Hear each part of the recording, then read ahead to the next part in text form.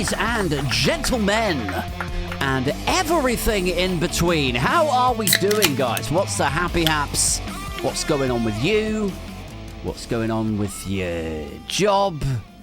Your things, your stuff?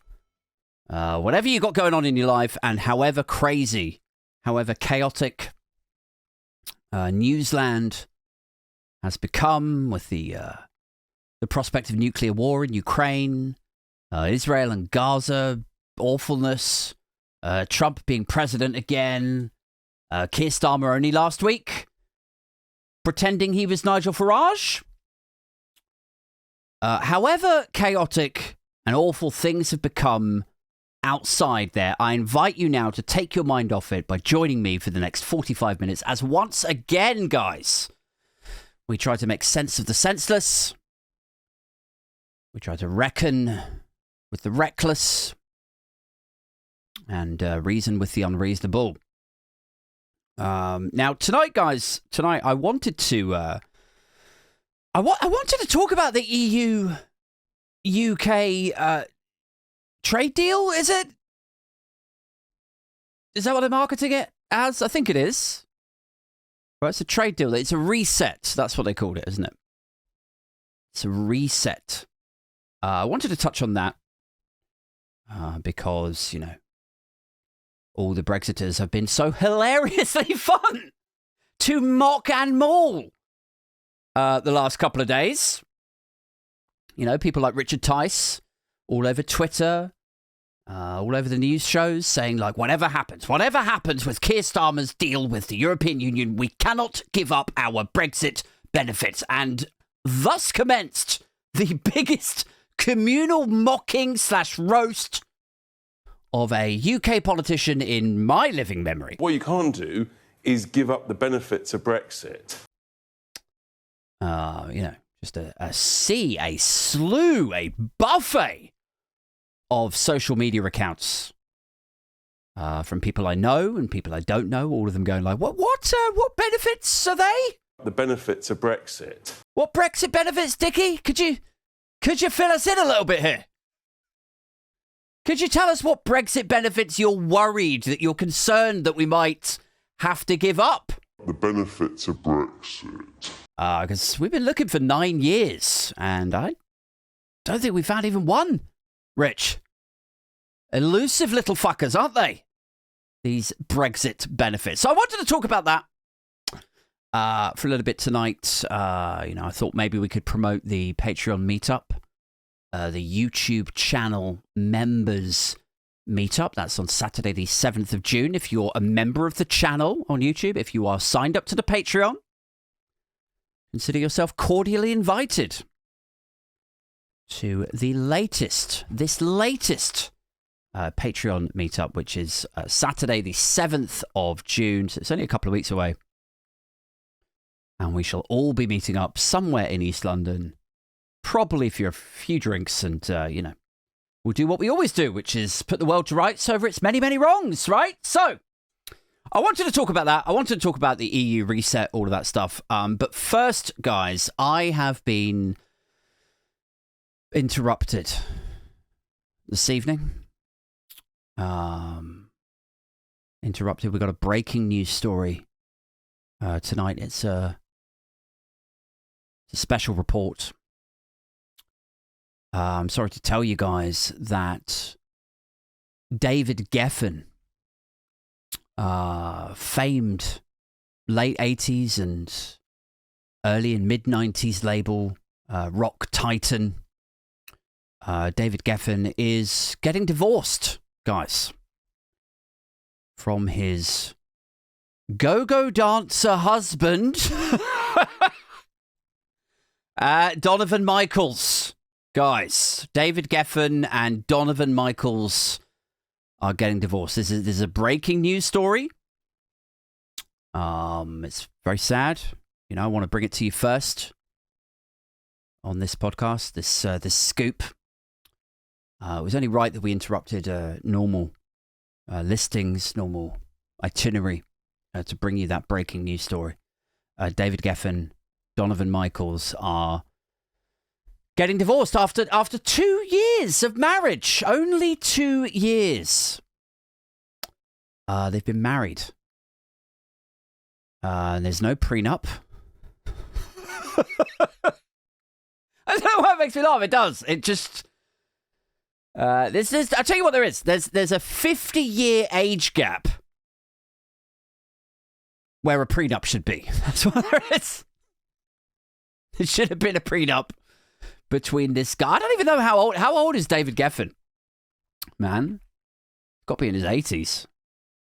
And I know. I know. You thought maybe that, you're going to download this episode, you're going to listen to it, and I was going to rant and rave and ridicule about Trump and about the week in MAGA and, maybe a little bit about the Labour Party and polling and whatever. And instead we've got this, right? But, clearly this is the top story, right? This is the top story. We got to get this out first, guys. Get the sadness out the way first. Then finish up with the positive stuff. Start with the bad news, the sad things. And what could be sadder? What could be sadder than hearing that a love that was so strong that it was able to overcome a 50-year age difference and the probable loudly voiced objections of his close friends and family. It overcame so much, this love. We all thought, we all hoped, we all needed it to be the real thing, didn't we? And yet that love, strong as it was, hath now died. The rose hath wilted.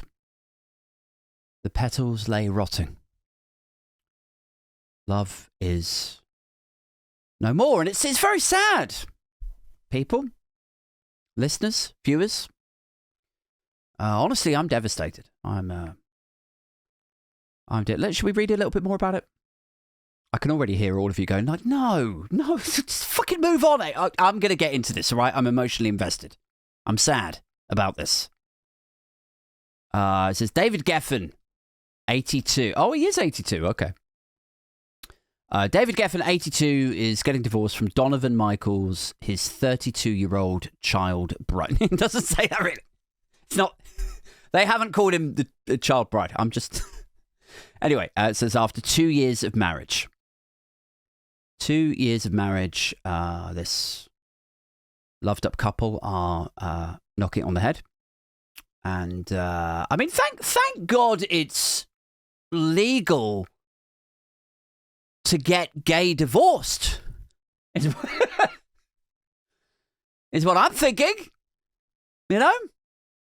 Like, thank God gay divorce is legal, guys. Because it might not have been, right? Like, it's not outrageous to think that when everyone was campaigning back in the day, when everyone was lobbying to legalize gay marriage, when we're all out there going like, just let people love. Say yes to love. When we were all doing that with all the rainbow flags and everything. Love is love. All those banners and tweets and all that shit. You can imagine somebody in the halls of Westminster going like, and you want the right to divorce too, though, right? Or Congress. We're going to legalize gay marriage for people like David Geffen to say yes to love. But you also want to be able to get divorced. Like, you could totally see people like right in that honeymoon period being like, what? No! We don't need that because we love each other forever, right, babe? And you skip forward to, what is it, 2 years? It's like 2 years. These two were married. But now it'd be like, what do you mean I can't end it? Well, we just never legalized the other part, the inevitable end of love. You what? Well, yeah, just It never came up. Nobody wanted to talk about it. It would have been such a downer. Like, can you imagine running that pride parade, campaigning for gay marriage, and everybody celebrating it, and then you come out of stage left like, so the marriage is good, right? Weddings are fun, but also, when the love wilts a bit, you can kill it. Legally and terminally. The American way. Like, it's not even... I don't know. So, yes, this story came over my my notifs this morning. And, yeah, I was surprised to see no prenup, man. No prenuptial agreement between Donovan Michaels, was his name? Sounds like a wrestler's name, doesn't it? Donovan Michaels and The Undertaker. All right, so no prenup. I mean, how does that happen? How does that happen anymore in 2025? Like, you should have figured it out by now that that's not a fiscally responsible thing to do. How many horror stories have we all read and watched true crime things about? Marry somebody that's 50 years younger than you, that could have no realistic, plausible sexual or romantic interest in you. What are they getting into it for? And you happen to be super, he's a fucking billionaire. You don't think it, like, do you think it crossed his mind at all that this kid might try to off him? Like, I'm not saying he's definitely like a murderer or an aspiring murderer. But I would be worried. I'd be like, you know, if I died, in a boating accident, or he just mixes up my meds that morning, you know, he's just going to inherit a fucking $1 billion or some shit. Anyway, so no prenup. David Geffen, Donovan Michaels. I'm having trouble wrapping my mind around it, wrapping my mind grapes around this. How do you end up as a billionaire marrying someone 50 years younger than you and not have a prenup? Guys, it makes no plausible sense to me. Unless, you know, what did it say? It was like 82 or something. Or do you think he was like, well, fuck it, I'm going to be dead in a minute anyway? Like the idea of a prenup, the idea of me arriving at the actual divorce proceeding, that seems ironically quite optimistic, to be honest. Anyway, let's move on. Let's drag this kicking and screaming back into the world of politics and satire, please.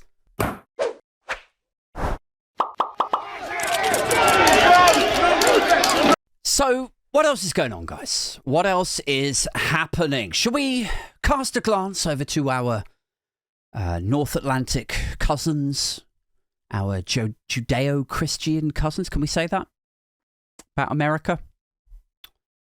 Here's a story that's caught my eye this afternoon. I didn't know if I should collapse into inconsolable sobs or, you know, burst into hysterics. Let me read this headline to you. Elon Musk says he will remain Tesla CEO, and he plans to cut back on political spending. Like, I could imagine the board of Tesla are like, oh, good. Like, this brings me back to that news report a couple of weeks ago now, where they said that the board of Tesla were secretly, covertly, stealthily recruiting a replacement CEO behind Musk's back, guys.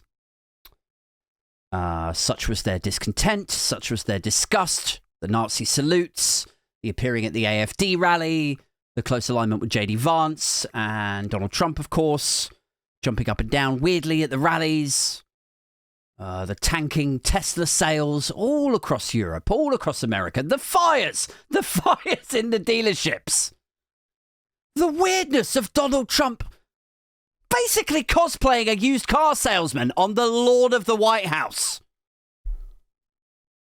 Like, so much of this shit has happened in like the first what are we now, 5 months in to this year? Like, it's absolute, abject, unutterable insanity that we're forced to live with. Forced to just take it down every day, day after day. More lunacy. Anyway, this takes me back to the reports a couple of weeks ago that the board were secretly trying to find a replacement CEO. I'm not really sure how that would work because Elon Musk, as I understand it, owns a fair chunk of Tesla.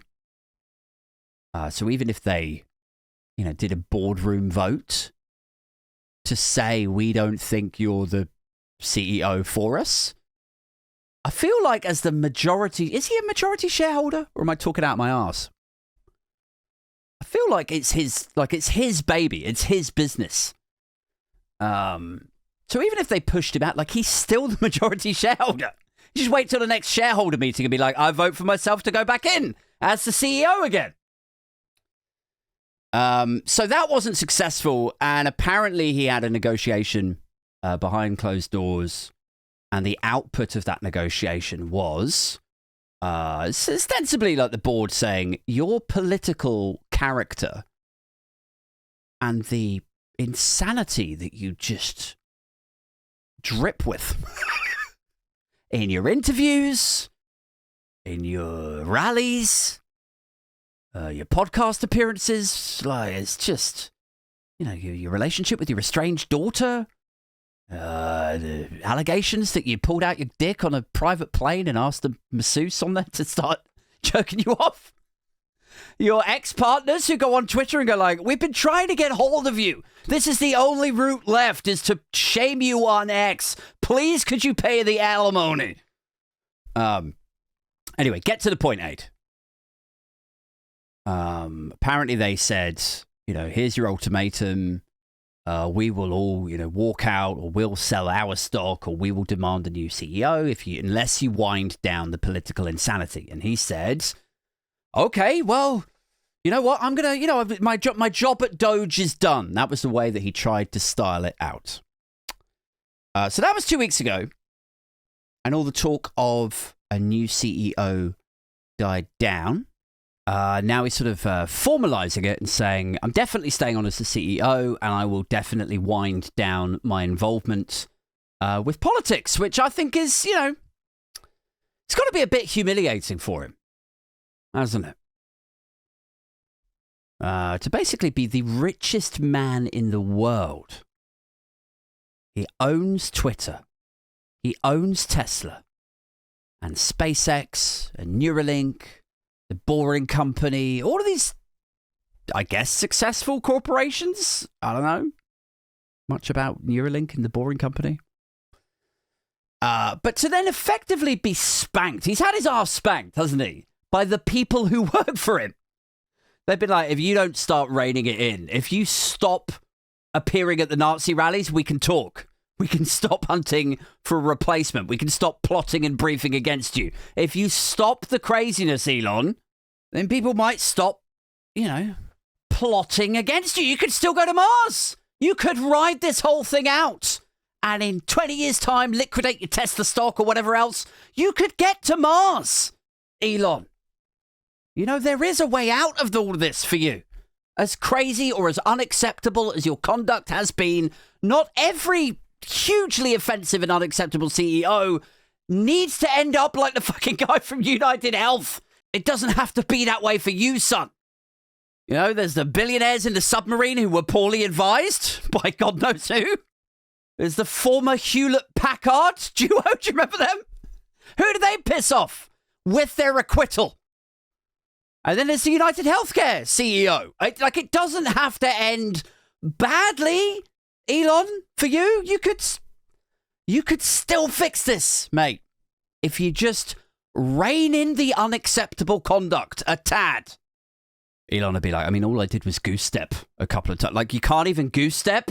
All I did was appear at a rally with a few Nazis and make jokes about being a Nazi. Is that really that bad? And all the people that want him gone are like, you're aligned with Donald Trump and his tariffs just cost me $10 billion. Like, can you just sort your fucking shit out? Or yes, we will remove you in some capacity. Like, you know what it kind of reminds me of? And I will just say this ahead of time. It is a really loose and watery parallel to draw, I suppose. But it reminds me of... Do you remember... it must have been about 2017, maybe 2015, quite a while ago now. And there was a Labour leadership contest or heat or hustings or something. And everybody was saying that Chuka Umunna was going to go for the Labour leadership, right? I don't know if you remember this. I did say it was quite a while ago. I think it was the time when Ed Miliband ended up getting it.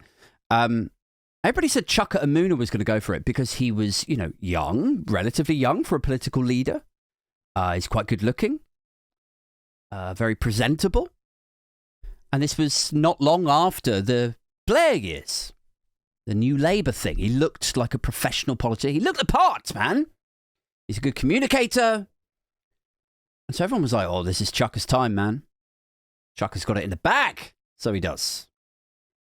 And then literally the night before whatever that event was, where I think they have to put their names into the thing and say how many delegates they've got supporting them or something, and he just pulled out. He just inexplicably pulled out, and I've never worked out what it was. Like, it could be something really, really innocent. It could have been like he had a conversation with his wife or fiance or, family, and maybe a couple of them were like, we would really rather that you didn't do this, because if you go like super high profile and, frontline politics, we're all going to get ripped to pieces, because you remember what your uncle did back in the day. Oh, and your Aunt Sheila over here. Oh, Jesus Christ. We don't want that all over the papers. Think, it's not just about you, Chuka. Could have been something like that. But to me, it stank to high heaven. Like, the build-up, the momentum. Everybody was like, this is Chuka's to lose. He's going to go for it. And then at the last minute, it's a bit like when Boris Johnson did that as well. Do you remember that? The first leadership that he went for? And then at the last minute, Michael Gove basically stabbed him in the back. He was like, yeah, I'm going to go for it myself. I know I said I was going to back you, Boris. I know I said I was going to wrap all of my team and budget and coordination staff. And I know I said I was going to help you become the world king you so obviously need to become. But I've actually reconsidered it. In hindsight, I thought maybe I might quite like that job myself. Yeah. And so it's a bit like that, because Boris Johnson also... Sorry, I know I'm rambling. Boris Johnson also very politely wound down his own leadership ambitions on that occasion. He didn't say Michael Gove just completely fucked me over. But he did say, he said, I've thought about it, and right now it cannot be me, or something like that, didn't he? Very sort of graceful, bashful, slightly dishonest reason for not running. Anyway, so it kind of reminds me of that. And I just can't, you know what? I can't see Elon winding down his political profile now. Like, have you ever had a friend in your circle of friends who was quite obviously an attention-starved narcissist? Have you ever actually had a friend in your group who was a narcissist? I think most people have. Most people have some, I don't know if it's through like neglect or trauma or whatever, but there's usually one person in every group of friends who is so desperate for attention or feels that they are owed the attention that in every single social setting, they will do anything they can to be the sort of anomaly, to be the outlier in that setting. Do you know what I mean? I remember back in the day, like many years ago, me and some friends, we used to work in this, I'll just say a customer service environment. Lots of customers going around, lots of serving them food and drinks and this, that and the other. And occasionally we would have these staff meetings, and they would be at like bastard o'clock in the morning or last thing at night, or we would have lock-ins after everybody had wiped the bar down and all of that.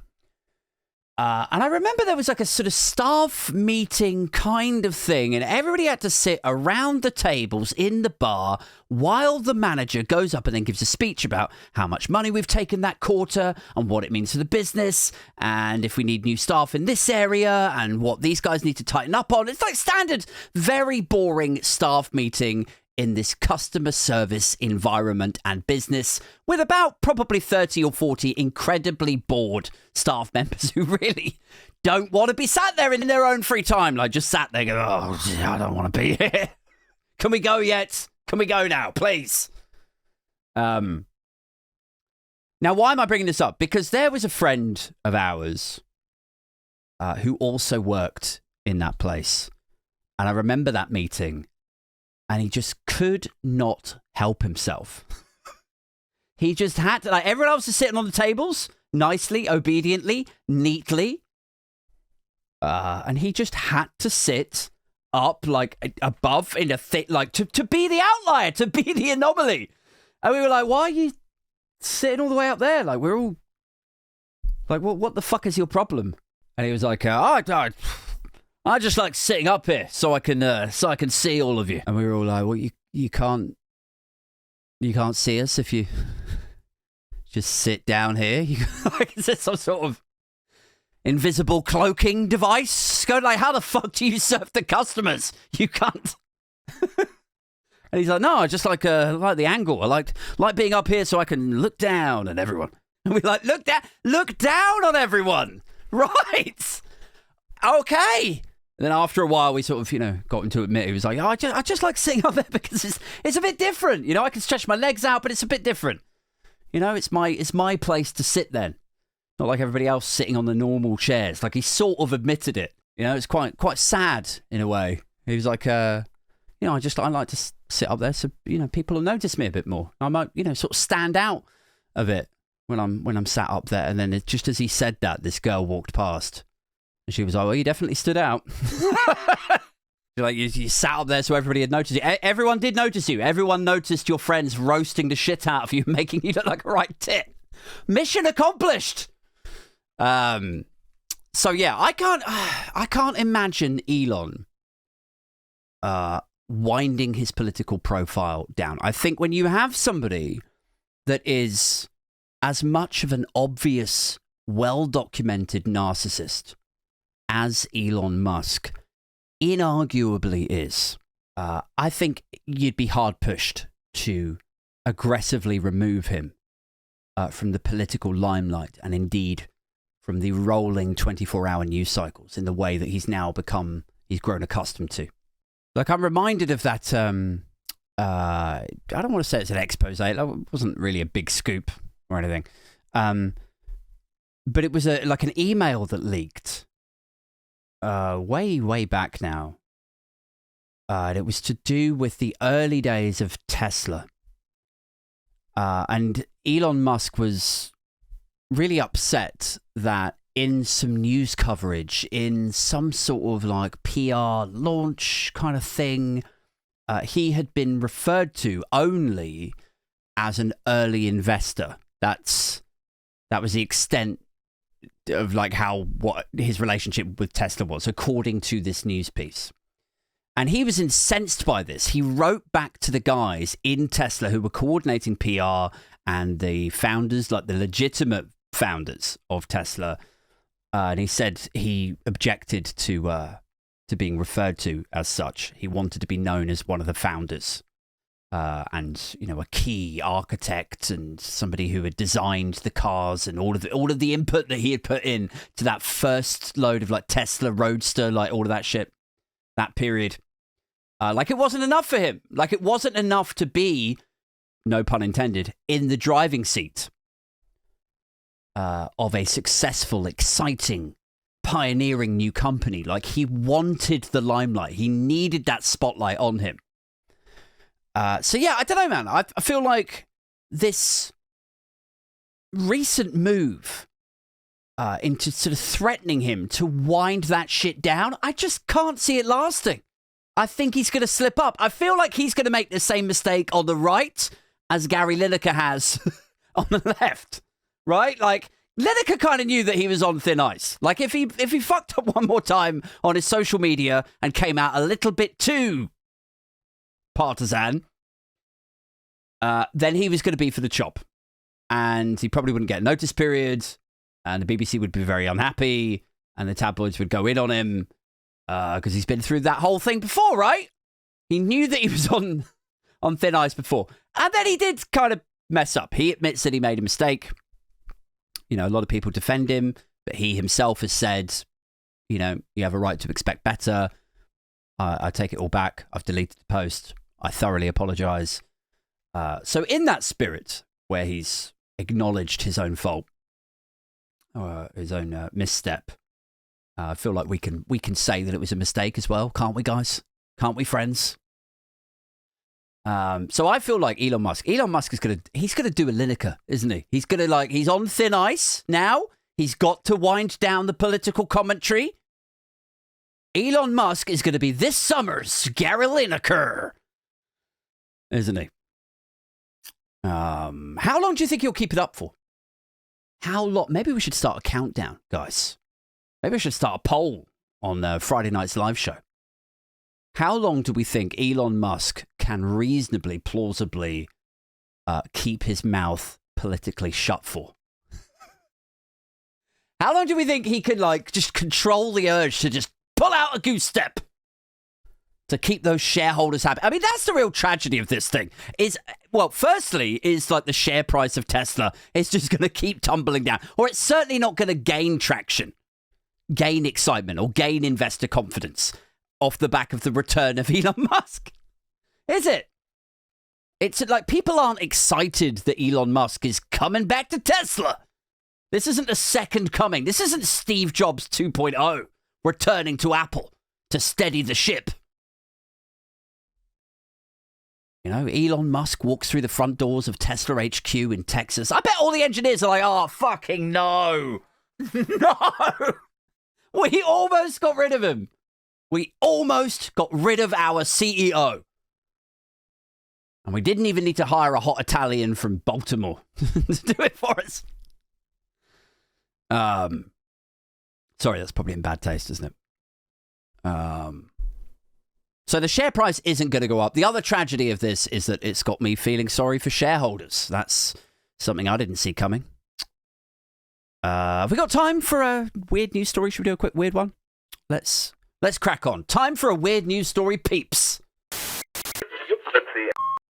Okay, guys. Let's get into this. Let's let out the weird, shall we? This week's weird news story is actually not even that weird.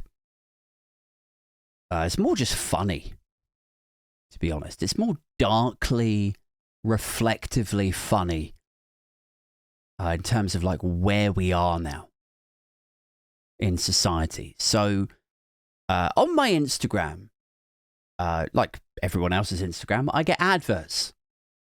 You guys know that because we talked about the fake fuck doll AI fucking nonce bait deep fake things. I don't know if it's because my age, because I'm 44 years old. I'm a man. I don't know if they've like tailored it and they've got just scattergun, just send it out to 40-year-old men everywhere. Let's try and hook them in with these weird animated images of what looks like sort of, tween, like 14-year-old girls saying like, what was it they had them saying again? I have to scan back to the clips channel, the old episodes. Something like, nobody will ever know. I remember that bit. Nobody will, it's taboo. It's role play. Nobody will know. Whatever we talk about, it's our little secret. I'll do anything you want. Nothing. Okay, so you get the idea. And on my Instagram, so I get adverts, but I also get sane adverts, or at least more normal adverts. Some of them of fashion, backpacks, caps. I get quite a lot, and then occasionally I get a bit of a wild card, bit of a strange one. And this is something that appeared on my Instagram earlier today, guys, is from a magazine called Coveteur. I think it's a fashion magazine or women's magazine, I guess. Coveteur? Sounds like a French fashion mag or something. And this is the headline. Check this out. The return of the Tumblr girl could point to a recession.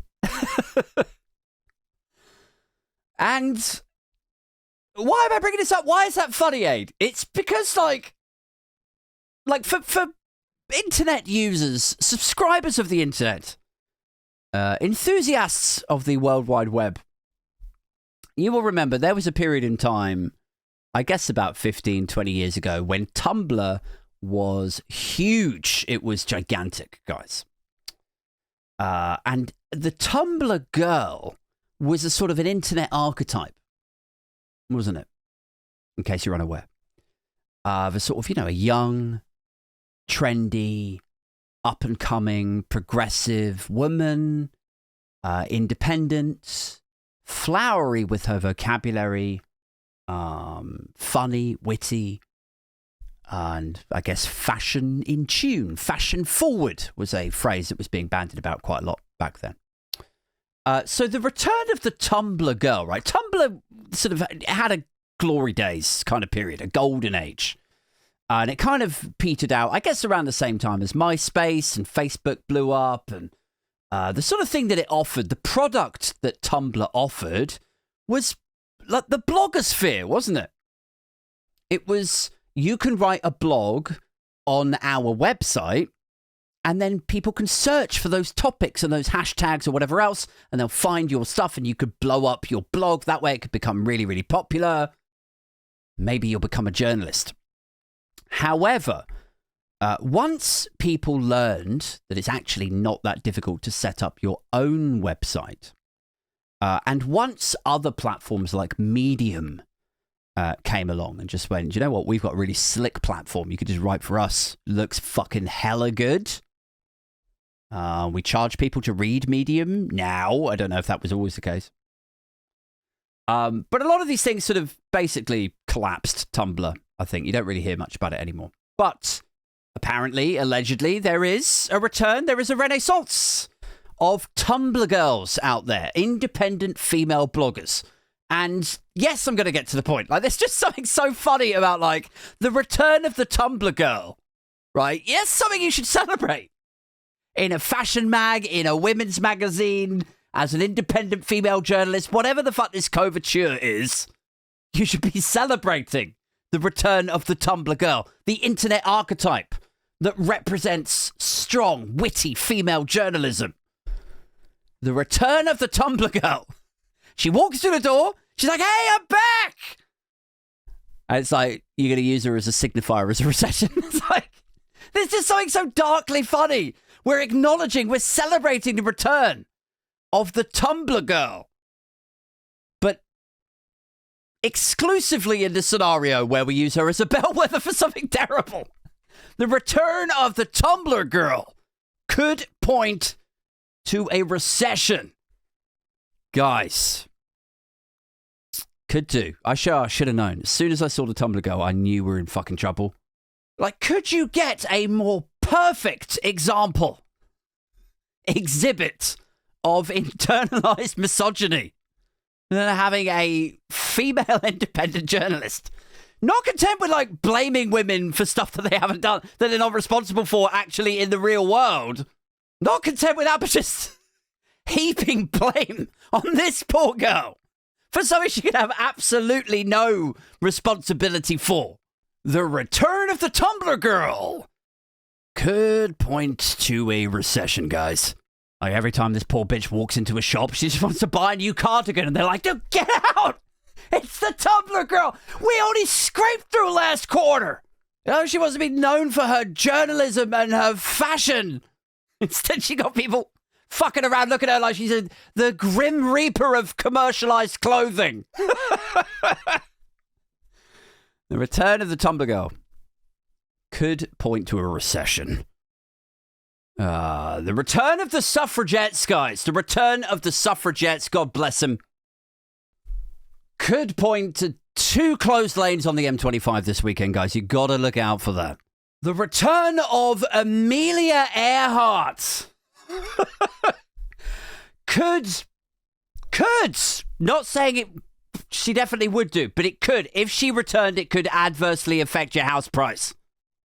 Guys, you gotta be careful with these bitches, with them magical boobs that adversely affect the economic conditions of the US and the UK, apparently. As the return of the Tumblr girl could signify a recession. Could be, yeah, there can be no joy here. All right, guys, look. I'm obviously not saying that there's anything wrong with Coveteur. I'm sure it's a fabulous publication or magazine or whatever the fuck this is. I honestly have no idea what it is.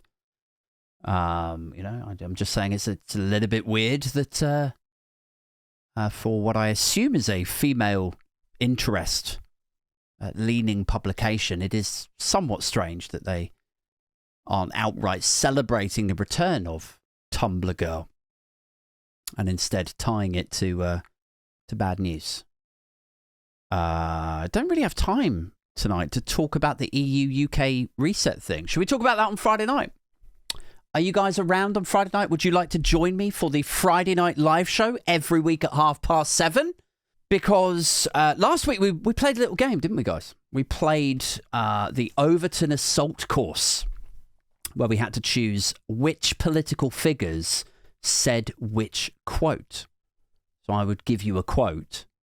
You guys would have to decide if it was like a left-leaning quote or a right-leaning quote, and then try to decide who originally said it. And there's a few curveballs in there, wasn't there? You know, we had Liz Truss of the culture war conspiracy right fame. Dished out a quote of her, like back when she was still a Liberal Democrat and still railing against the monarchy, which I thought was quite funny because then, you know, she went on to kill the Queen. So we had a bit of a laugh, didn't we, on Friday night with some of these? So yeah, we'll see if I can find a few more of those. They got to be good ones though. They got to be like slightly confusing or shocking that it actually originally came from that person. Got to be done right. So it might take a bit of prep on Thursday or Friday. Liz Truss was in the news today, actually. I don't know if you guys saw this. Just quickly before I go, I've got a tweet of hers up somewhere. I have to cut it in later. But basically, it was a Telegraph piece that was published this afternoon, Tuesday night at time of recording. It's in the Telegraph, and I can't remember who said it now, but one of the guys over there said Donald Trump is heading for his own Liz Truss moment. Okay? Donald Trump is heading, or may be heading, for his very own Liz Truss moment. And obviously what this writer is alluding to is that the tariffs stuff is causing issues in the markets. And Liz Truss quite predictably took exception to this, not least because, like, if they said it in The Guardian or The Eye or The Mirror, I'm sure she would be like, whatever. But the fact that it was in the Telegraph obviously pissed her off because it's the Tory graph, isn't it? That paper informs opinions. It influences the Conservative Party and I'm sure many, many members of the Reform Party. So for them to publish a piece that suggests, perhaps implicitly, that mini-budget meltdown, that market's chaos that came immediately after her uncosted £40 billion of tax cuts, for them to suggest, nay, acknowledge that she may have had something to do with that, wrapping responsibility around her, that's too much for Lizzie. She would much rather that it was, you know, blame that was placed on some sort of conspiracy theory, on the economic left-wing establishment, wasn't it? That's that very same paper. She would rather they printed shit like that. So it's embarrassing for her. So she then quote tweeted this article and basically lambasted it. She said, you know, in nowhere in this article does it mention anything about the Bank of England's blah, blah, blah, or this economist or that. But I've done some checking on this multiple times, and it always comes out the same. Every time it's like, computer says no. Computer says no, Lizzie. I'm sorry. I've checked and rechecked and fact-checked. I've run it through the computer again and again, and it always comes back with the same answer, love. It always says, yes, the Bank of England were a little bit, you know, overzealous here. Maybe they weren't firing on all cylinders over there. But absolutely none of that would have taken place if you had gone to the House of Commons, ignored the OBR and gone, hey, listen, free money for everyone. Bond investors are like, what are you fucking doing? What are you doing, Elizabeth? What are you playing? Free money? Have you lost your fucking mind, love? And she's like, oh, fuck the OBR. Fuck these three-letter institutions. Down with the experts. Down with the institutions. Free money. Slash the taxes across the board. How are you going to pay for them? I don't know. We're just going to see what happens. Have you consulted with anyone about this? Have you showed anyone you're working, Lizzie? Yeah, no. No, because maths is woke. Like, that's what happened. Mistrust. That is actually, I mean, I'm exaggerating a little bit for, mostly just to amuse myself. Let's be real. But that's pretty much what happened, Lizzie. And if I might say so, if I might be so bold, if you'll forgive me, Lizzie. But even if the Bank of England had behaved perfectly, even if your tax cuts had been fully costed, I mean, I'm no economist, Lizzie. I am no expert. Honestly, even in those scenarios, I still wouldn't have gone ahead with your mini budget. She'd be like, oh, why? Why wouldn't you? Because if you look just over there, there's the Grim Reaper of Tumblr Girl. Commercial doom is coming, Lizzie. All right, guys, that's it. I got to go. Thank you so much for tuning in. I'll see you all Friday night for the Friday Night Live show, or indeed on one of the alternative paper reviews every morning. If you're not signed up to the Patreon, do jump on that now or join the channel. It starts at only like £1 a month, and then you too can come along to the London meetup on Saturday, the 7th of June. Until next time, keep it booch. Keep it influencer, and we are out. This motherfucker right now.